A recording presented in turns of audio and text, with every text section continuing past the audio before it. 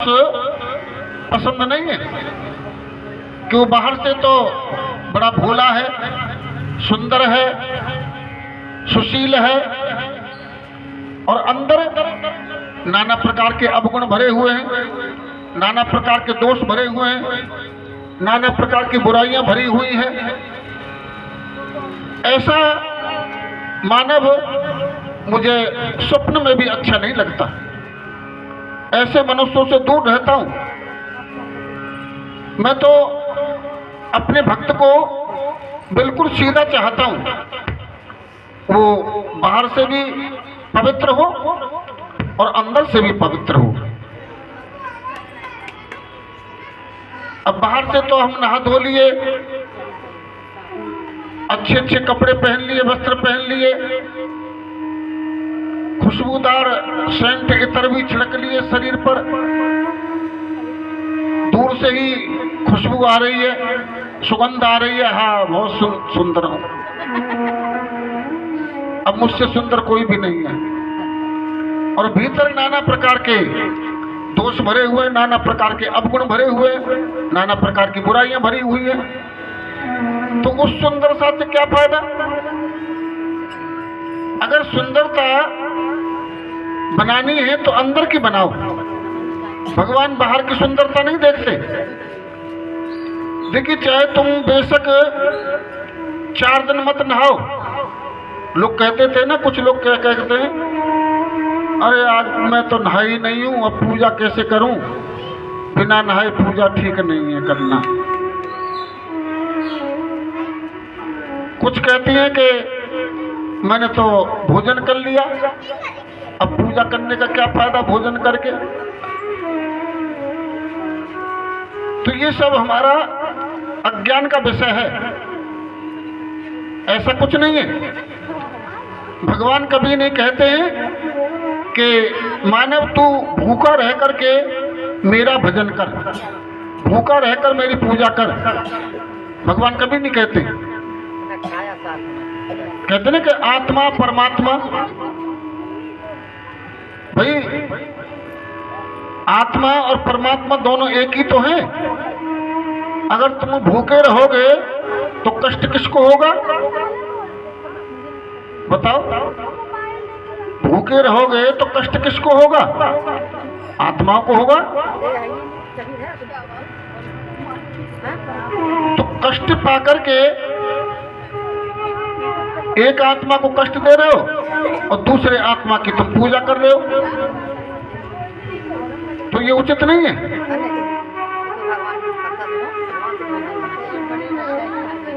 वैसे देखिए, हम ये नहीं कहते कि बिल्कुल, ये भी मत सोचना कि पंडित जी कह रहे थे कथा में कि नहाओ चाहे मत नहाओ, पूजा कर लो और खा पी के भी पूजा कर सकते हो, पंडित जी ने बताई थी। ऐसा भी नहीं है कि तुम ऐसा ही करने लग जाओ। मेरा मतलब ये था, मैं उन लोगों से कह रहा हूं जो असमर्थ होते हैं, जो वृद्ध हैं, बुजुर्ग हैं, मजबूर हैं, कर नहीं सकते, नहा नहीं सकते हैं, तो उन लोगों के लिए कह रहा हूं।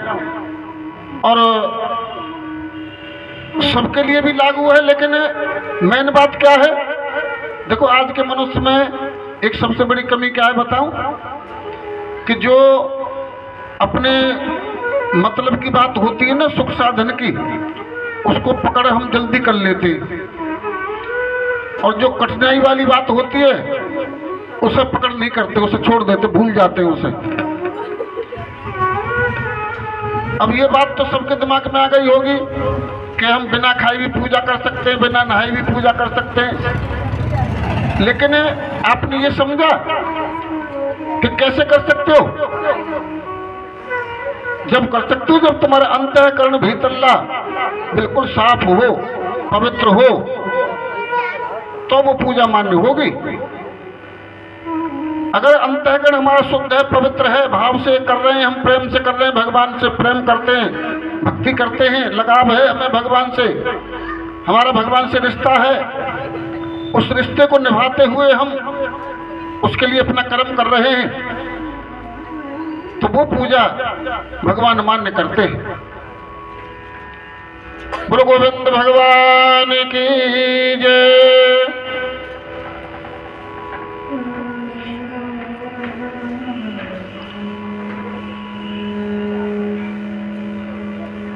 पूतना दुष्टनी थी, दुष्ट भाव लेकर गई थी। पूतना के दो भाव थे, जो दूध पिलाने का भाव लेकर गई थी वो तो मां का भाव लेकर गई थी, और मारने का जो भाव लेकर गई थी वो दुष्ट भाव लेकर गई थी। पूतना अंदर गई तो यशोदा मैया ने भी कह दिया कि जा मेरा लाला वहां पालने में खेल रहा है, जा देख ले, आशीर्वाद दे दे। पूतना जैसे ही भगवान के पालने की ओर आगे गई और भगवान ने जब पूतना को देखा तो मन में विचार करने लगे कि ओहो, आज तो हमारी मौसी जी आ रही हैं, मौसी जी आई हमसे मिलने, आ जाओ मौसी जी। पहले तो भगवान पालने पड़े पड़े अपने हाथ पैर भी फेंक रहे थे, टांगे भी चला रहे थे, और जैसे पूतना को देखा तो एकदम भगवान शांत हो गए, चुपचाप पड़ गए आंख मिच के। अब भक्तों के मन में शंका आती है, आप भी मन में विचार कर रहे होंगे कि ऐसा क्यों हुआ, पूतना को देख करके भगवान कृष्ण ने आंख बंद क्यों कर ली। तो इसमें ज्ञानियों ने इसके कई कारण बताए हैं, कई उदाहरण दिए हैं। पहला कारण तो यह था कि पूतना दुष्ट भाव लेकर के आई थी, और भगवान कभी दुष्टों को देखना पसंद नहीं करते, वो दुष्टों के पास नहीं जाना चाहते, न वो खुद जाते हैं न वो ये चाहते कि कोई दुष्ट जीव मेरे पास आए, वो दुष्टों से बहुत दूर रहते हैं। और दूसरा भाव, वो मां का भाव लेकर गई थी। अब भगवान चिंता में पड़ गए कि अब इसका क्या करूं, इसे मैं दुष्ट मान करके मार दूं या मां जान करके छोड़ दूं। धर्म संकट में पड़ गए भगवान, क्या करूं अब इसका। ये पहली बात थी। दूसरा कारण क्या था कि भगवान भोलेनाथ से बातें कर रहे थे, भोलेनाथ से डील कर रहे थे, भोलेनाथ भगवान से प्रार्थना कर रहे थे कि हे प्रभु भोलेनाथ, देखो ये दुष्टनी पूतना मुझे जहर पिलाने आई है, प्रभु आपको तो भांग धतूरा विष पीने की आदत है, आप तो पीते रहते हो, आपको तो कोई फर्क पड़ता नहीं है, किंतु मैंने इन चीजों का सेवन कभी नहीं करा, मेरी तो बाल्य अवस्था में ये संकट आने पड़ा है, ये जहर पिलाने आ रही है पूतना, प्रभु मेरी रक्षा करना, ऐसा करना भोलेनाथ। जो पूतना अपने स्तनों से जहर लगा करके लाई है, ये जहर तो तुम पी लेना भोलेनाथ, और बाद में दूध बचेगा तो दूध हम पी लेंगे। ये नेत्र बंद करके डील कर रहे थे भोलेनाथ से। अब भला भगवान भोलेनाथ इनकी बात को कैसे टाल देते। भगवान ने उसी समय उसका विष पलायन कर दिया, जो जहर लगा के लाई थी वो जहर खत्म हो गया, हरण हो गया। पूतना ने इतने में भगवान कृष्ण को अपने हाथों में उठा लिया, और हाथ में उठा करके ऊपरले मन से यशोदा से बातें करने लगी। अरे यशोदा, देख तो तेरे लाला कितना बोधो है रो, कितना कमजोर है रो, क्या कछु खिलावे पिलावे ना ये? देख कितना भूख हो ये, भूख के मारे एक पेट कमरते लग रहे हो, कमर और पेट दोनों एक है रही है, चिपक रहे हैं। यशोदा मोह ऐसा लगे कि तू बच्चे का लालन पालन करने में अनभिज्ञ है, तुझे ज्ञान नहीं है। और ज्ञान होगा भी कहां से? पहली संतान हुई है, वो भी बुढ़ापे में संतान हुई है। 2-4 बच्चों को जन्म देती तो पता लगता। तुझे ज्ञान नहीं है कि छोटे बच्चे को कैसे पाल पोस के बड़ा करते हैं। बहुत देर तक ऊपरले मन से इधर उधर की बातें करती रही। अचानक यशोदा मैया को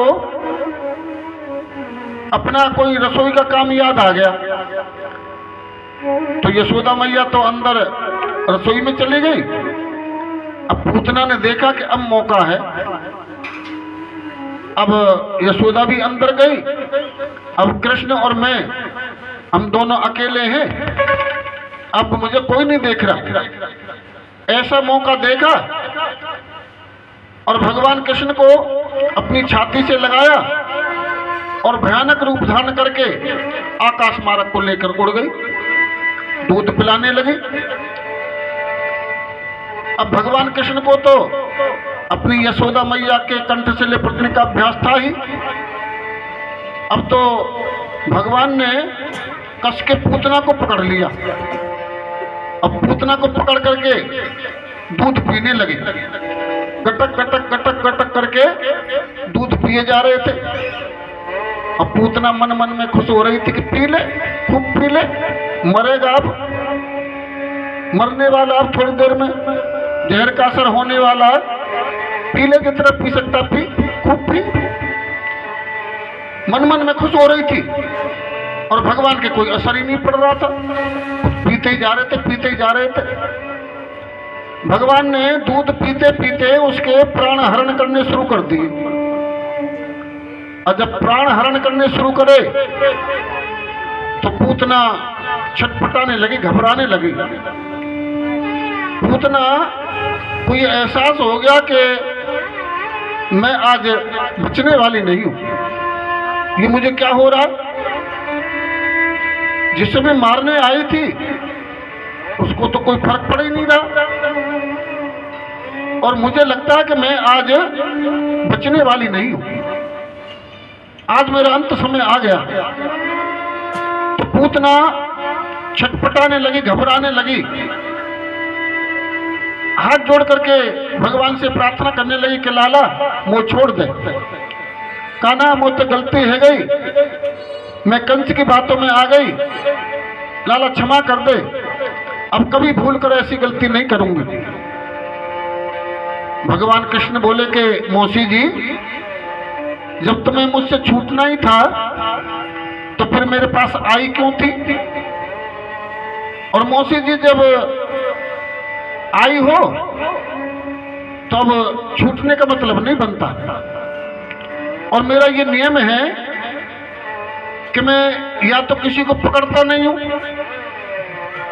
मौसी जी, मेरा ये नियम है कि मैं या तो किसी को पकड़ता नहीं हूं, और जिसको मैं एक बार पकड़ लेता हूं ना तो फिर पकड़ने के बाद उससे फिर मैं छोड़ता भी नहीं हूं, चाहे वो कोई भी हो, चाहे मेरा मित्र हो, चाहे मेरा भक्त हो, चाहे मेरा शत्रु हो। मैं अपने दुश्मन को भी कभी नहीं छोड़ता हूं और अपने भक्त को भी कभी नहीं छोड़ता हूं। तो मौसी जी, आ तो गई हो तुम अपनी मर्जी से, लेकिन अब जाओगी तुम मेरी मर्जी से, जहां मैं भेजूंगा। भगवान ने उसका प्राणांत कर दिया। प्राण हरण होते ही शीघ्र पृथ्वी पर आकर गिरी और भगवान ने उसको अपने धाम पहुंचा दिया। बोलो बाल कृष्ण लाल की जय। देखिए भक्तों, ये प्रभु की महानता है कहते ना कि भगवान तो भगवान ही होते हैं। गोलोक में भगवान ने, जब भगवान अपनी लीला करके जब गोलोक चले गए थे तो उन्होंने यशोदा मैया की प्रतिमा के बराबर में, जो यशोदा मैया की प्रतिमा बनाई थी उन्होंने, उसी के बराबर में पूतना की भी प्रतिमा बनाई थी। पूतना को भगवान ने मां का दर्जा दिया था। जैसे जबकि राक्षसी थी, दुष्टनी थी, दुष्ट भाव लेकर आई थी, लेकिन मां का दर्जा क्यों दिया? क्योंकि उसका दूध पिया था। दूध पीने से ही भगवान रेडी हो गए थे और उसको अपनी मां मान लिया था।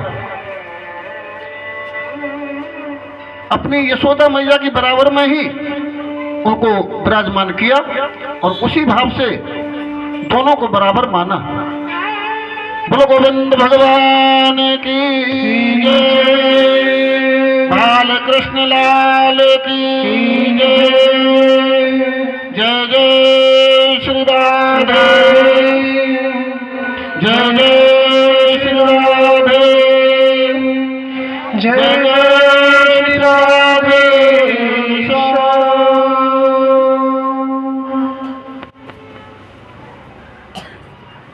पूतना जब गिरी पृथ्वी पर तो न जाने कितने वृक्ष इसके नीचे टूट करके दब गए।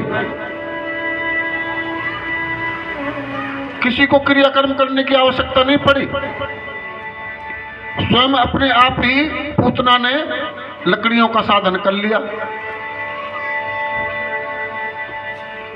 आपको पता है ये कितनी बड़ी थी? पूतना की हाइट कितनी थी, इसकी लंबाई मालूम है? नहीं तो हाँ जी, हाँ लंबाई पूछ रहा हूं, बताओ। सुन लो, इसकी लंबाई थी 6 कोस की। 6 कोस पता कितना होता है? गोवर्धन की परिक्रमा कितनी कोस की है?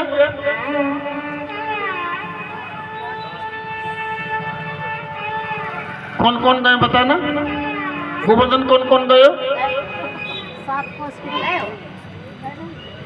थोड़े ही गए, 2-3 ही भक्त गए बस। अरे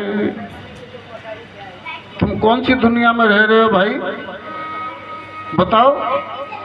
और मथुरा वृंदावन कोई दूर नहीं है ज्यादा, 160 किलोमीटर है यहाँ से। बताओ कितने माया में लीन हो रहे हो, हैं? घर से निकलना नहीं चाहते हो, कहीं घूमना नहीं चाहते हो, दर्शन करने नहीं जाना चाहते हो। अरे घर से निकल के कुछ दुनियादारी देखो भैया। देखिए भौतिक लोग ऐसे हैं, मैं दिल्ली से बता रहा हूं आपको, दिल्ली में से ही इतने भक्त हैं जो वो हर पूर्णिमा, हर अमावस्या पर जाते हैं बांके बिहारी जी के दर्शन करने।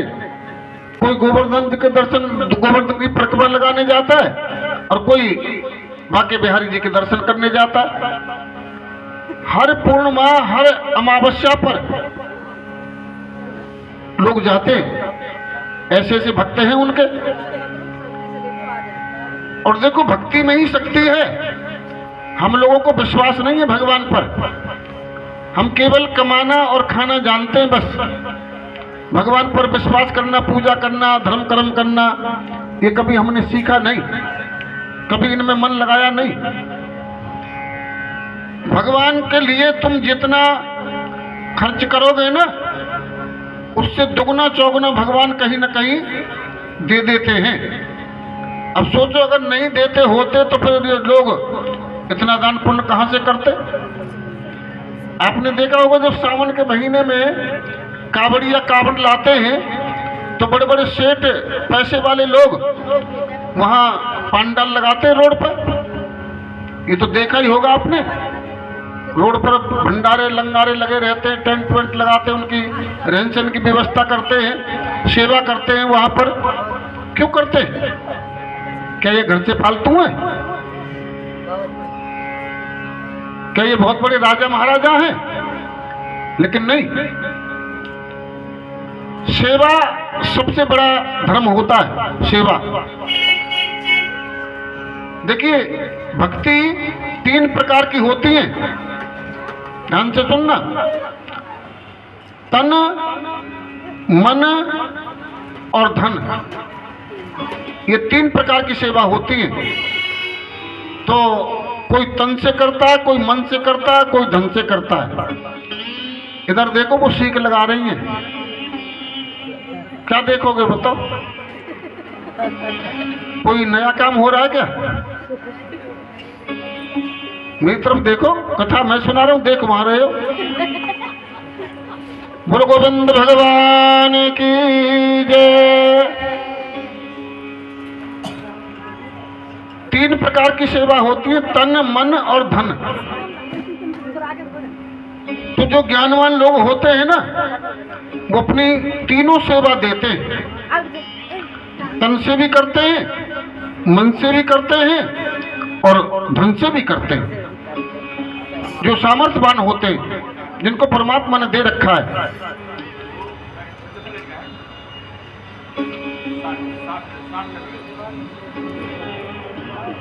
तो मैं बता रहा था कि गिरिराज जी की परिक्रमा 7 कोस की है।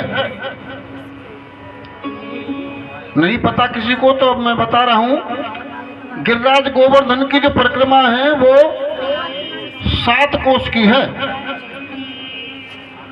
और पूतना कितनी थी? पूतना थी 6 कोस की, केवल 1 ही कोस कम है।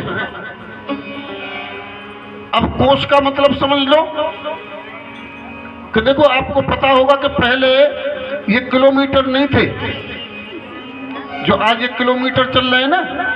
जैसे अब आपसे कोई पूछने लग जाए कि भाई यहाँ से बुराड़ी कितनी दूर पड़ेगी, तो आप क्या बताओगे? बस पास में ही है, ज्यादा से ज्यादा 1 किलोमीटर, ऐसे करके बताओगे ना।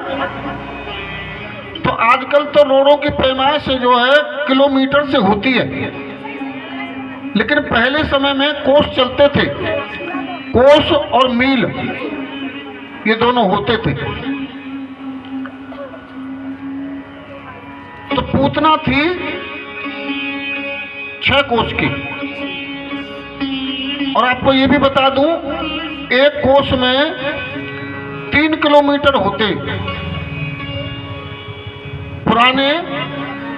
पुराना 1 कोस और आज के 3 किलोमीटर दोनों बराबर हैं।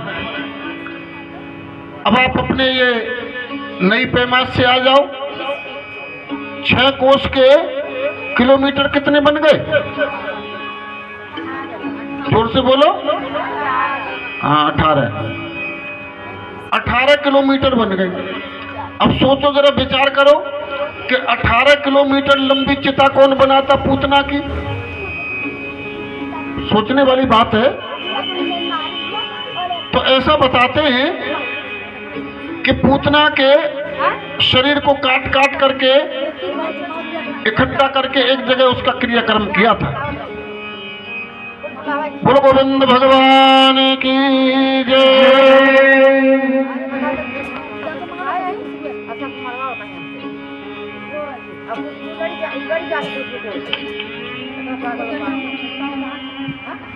कंस को जब पता चला कि पूतना मारी गई, तो कंस को बड़ा आश्चर्य हुआ सुन करके। मन में विचार करने लगा कि उस छोटे से बालक ने इतनी विशाल बलवान पूतना को मार दिया। तो मुझे लगता है कि ये वही बालक है जिसके बालक के बारे में आकाशवाणी हुई थी कि देवकी का 8वां पुत्र कंस तेरा काल होगा। मुझे लगता है ये वही बालक है, ये देवकी का ही है और यही कृष्ण है। विश्वास हो गया उसको कि यही है। दूसरी बार कंस ने भगवान कृष्ण को मारने के लिए तृणावत को भेजा। ये तृणावत आदि भगुड़ों का अधिपति था। आषाढ़ का महीना बल चरम सीमा पर था। दिन का तीसरा पहर शुरू हुआ था कि देखते देखते एक विशाल तूफान आया। देखिए, तूफान दो प्रकार के होते हैं। एक तूफान तो वो होता है जो कि तेज हवा सीधी सीधी चलती है। एक आपने देखा होगा कि इस प्रकार गोला चक्कर में घूमती घूमती गोलाकार में हवा होती है, उसको कहते हैं भबूड़ा, भबूड़े वाली आंधी। और ये जो गोलाकार में भबूड़ा होता है ना, इसमें बड़ी ताकत होती है, बड़ा शक्तिशाली होता है ये। इसके लपेटे में कोई आ जाए तो उड़ाकर ऊपर ले जाता है और जहां इसका प्रेशर खत्म होगा वहीं उठा के पटक देगा, मार देता है इंसान को। तो ये तृणावती यही था, आंधी भगुड़ों का अधिपति था ये। देखते देखते बड़ा विशाल तूफान आया। दिन में ही अंधेरा हो गया। हवा के साथ साथ रेत मिट्टी कंकड़ियां उड़ रही थी। सबकी आंखों में रेत मिट्टी भर गया। जो जिस अवस्था में था वो उसी अवस्था में वही की वही खड़ा का खड़ा रह गया। जो खड़ा था वो खड़ा का खड़ा रह गया, जो बैठा था वो बैठा का बैठा ही रह गया। अब भगवान श्री कृष्ण जान गए, वो तो सब कुछ जानने वाले थे। भगवान कृष्ण जान गए कि मुझे लगता कि ये तृणावत मेरे ऊपर आक्रमण करने आ रहा और मैं मैया की गोद में हूं। उस समय भगवान कृष्ण मैया यशोदा की गोद में दूध पी रहे थे। यशोदा मैया दूध पिला रही थी उनको गोद में लेकर। अब भगवान के मन में चिंता हुई। भगवान ने विचार किया कि अब क्या करूं, ये तृणावत मेरे ऊपर प्रकोप करने आ रहा है और मैं मैया की गोद में हूं, मैया मुझे छोड़ नहीं रही है। कहीं ऐसा न हो कि मेरे साथ साथ कहीं ये मैया को भी उठा के न ले जाए। लेकिन मुझे अपनी मैया को बचाना है। मुझे अपनी कोई चिंता नहीं है, लेकिन अपनी माँ को बचाना है मुझे।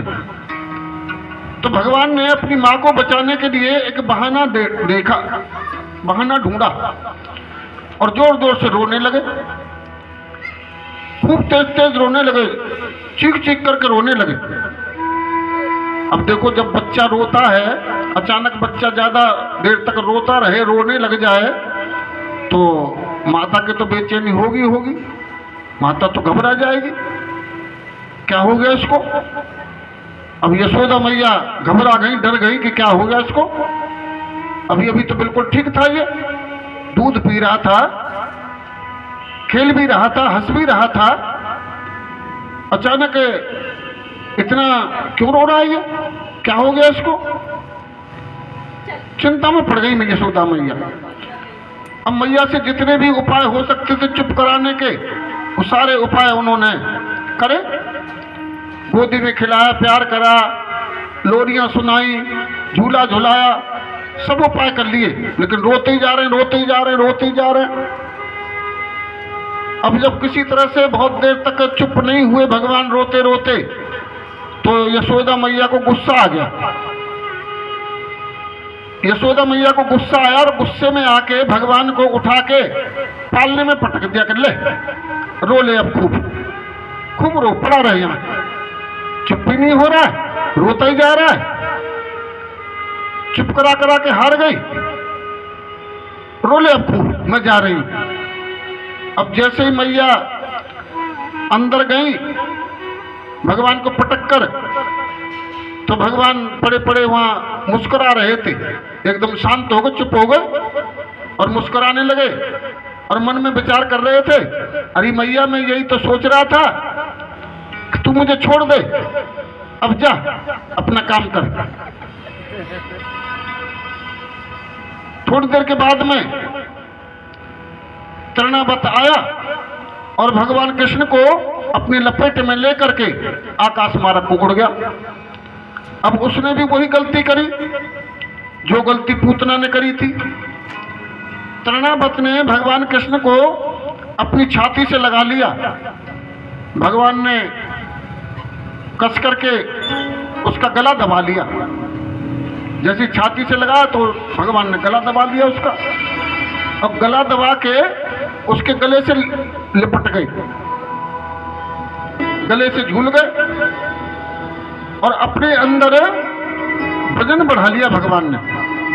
भगवान अपने आप में इतने भारी हो गए, इतने भारी हो गए,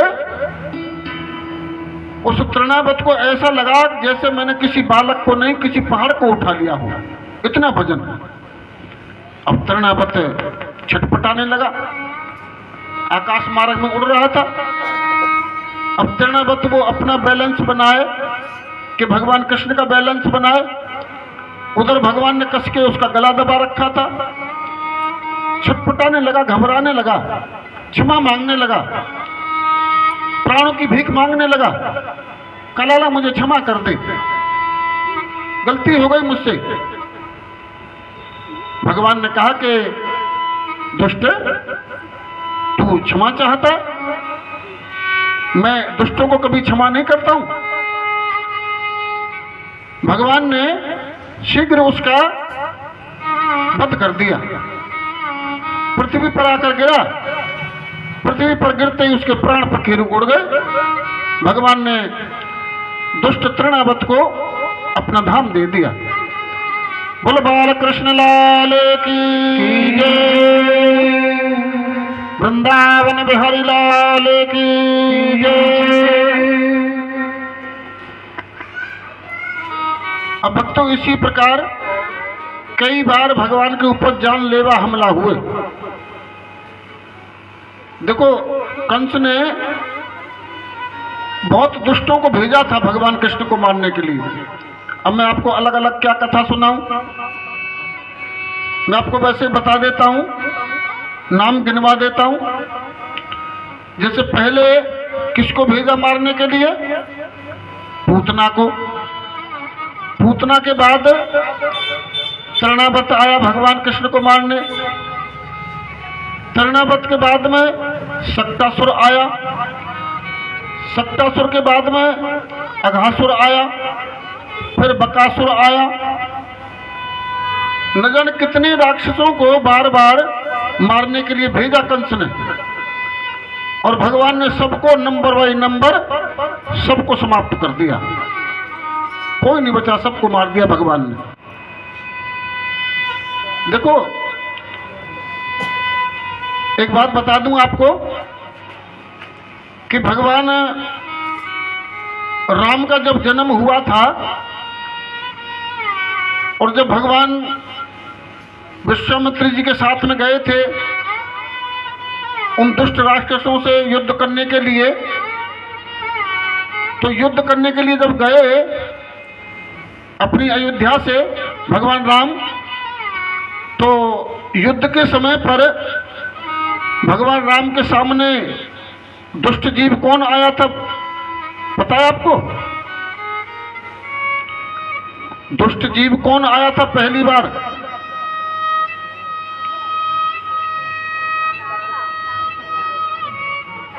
हाँ, ताड़का, बिल्कुल ठीक बताया। और वो जगत चाची है, वो चाची ताड़का। भगवान राम के जीवन में पहली दुष्ट जो आई थी वो आई थी ताड़का, और भगवान कृष्ण के जीवन में पहली बार जो दुष्ट आई थी वो थी पूतना। दोनों ही अवतारों में महिलाई आई, पहली दुष्ट महिला ही भगवान के सामने आई, उसको ही मारा पहली बार। महिला से ही श्री गणेश किया भगवान ने। बोलो गोविंद भगवान की जय। जय जय श्री राम, जय जय श्री राधे, जय जय श्री राधेश।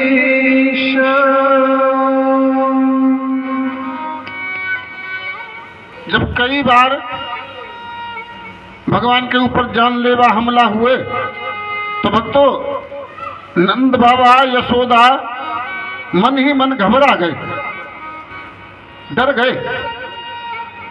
मन में विचार करने लगे कि हमें तो ऐसा लगता है कि हमारे लाला का कोई दुश्मन पैदा हो गया गांव में, जो मेरे लाला को मारना चाहता है। वो तो भला हो भगवान का, भला हो देवी देवताओं का, जिनकी कृपा से मेरा लाला बच गया, अन्यथा किसी दुश्मन ने तो मारने में कोई कसर नहीं छोड़ी थी। चलो कोई बात नहीं, अब तक हमसे जो गलती हो गई तो हो गई, लेकिन अब हम आगे जानबूझ करके ये गलती नहीं करेंगे। हम जानबूझकर अपने लाला की जान खतरे में नहीं डालेंगे। हम ये गांव ही छोड़ देंगे, इस गांव में ही नहीं रहेंगे, ये गांव छोड़कर कहीं दूर चले जाएंगे। नंद बाबा यशोदा ने दोनों ने मन में ये विचार किया, और भक्तों नंद बाबा ने अपने पूरे गांव में ये घोषणा करा दी कि भाई कल हम अपने लाला को लेकर कहीं दूर चले जाएंगे। तो नंद गांव के सभी लोग इकट्ठे हो गए, ग्वाल बाल गोपियां। सबने कहा कि बाबा आप कहाँ जाओगे? तो भैया ये तो मुझे भी नहीं पता मैं कहाँ जाऊंगा, लेकिन जहां मेरा भाग ले जाएगा वहां चला जाऊंगा। जब गोकुल गांव के सभी नर नारियों ने ये बात सुनी तो मन में विचार किया कि जब हमारे गांव के प्रधान मुखिया नंद बाबा ही चले जाएंगे, हमारे प्राणों से प्यारा हमारा मित्र कृष्ण ही चला जाएगा, तो फिर हम रहकर क्या करेंगे? हम भी इनके साथ में जाएंगे। सबने भगवान कृष्ण के साथ जाने का मन बना लिया, और रात रात में ही अपने घर परिवार का सब सामान बांध करके तैयार करके बैलगाड़ियों में भर लिया। आप जानते हैं कि पहले सामान ढोने का साधन किसानों के पास में पहले समय में ये बैलगाड़ियां हुआ करती थी।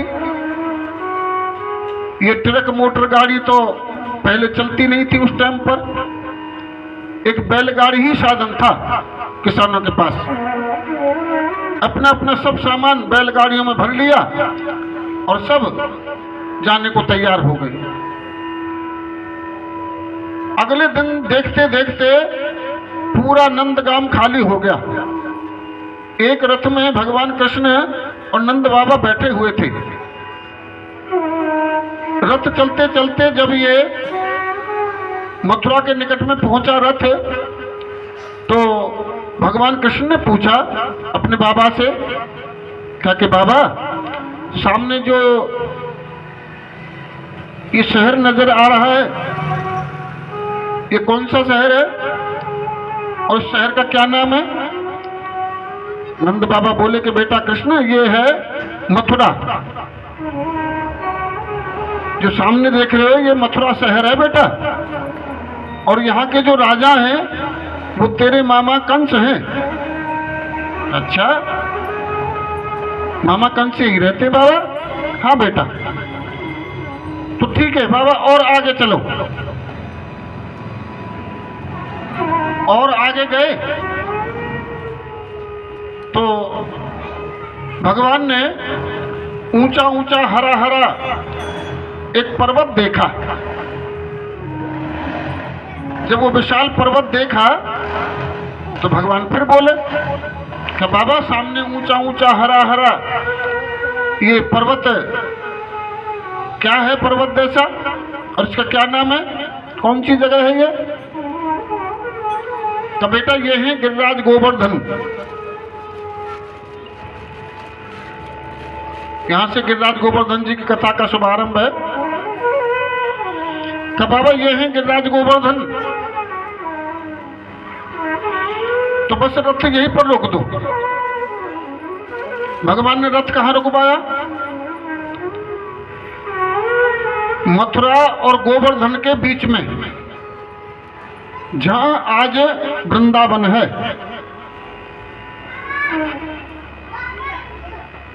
ये वृंदावन पहले नहीं था। भगवान कृष्ण के जन्म से पहले ये वृंदावन नहीं था। ये वृंदावन नाम तो भगवान कृष्ण ने रखा था। उससे पहले इस जगह का नाम था तुलसा वन। मथुरा से लेकर के गोवर्धन तक ये पूरा जंगल ही जंगल था, और उसमें तुलसा तुलसा के ही वृक्ष लगे हुए थे। तुलसा वन बोलते थे इसको। ये बड़ी प्राचीन कथा है, आप ध्यान से सुनना। मैं आपको बताता हूं कि एक बार की बात है, आप ये तो जानते ही होंगे, सबको पता होगा कि लक्ष्मी जी का जन्म कहां से हुआ है?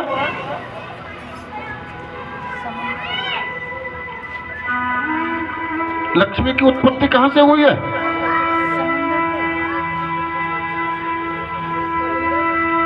अरे वैसे तो बड़े भागे भागे फिरते हो उसके पीछे पीछे।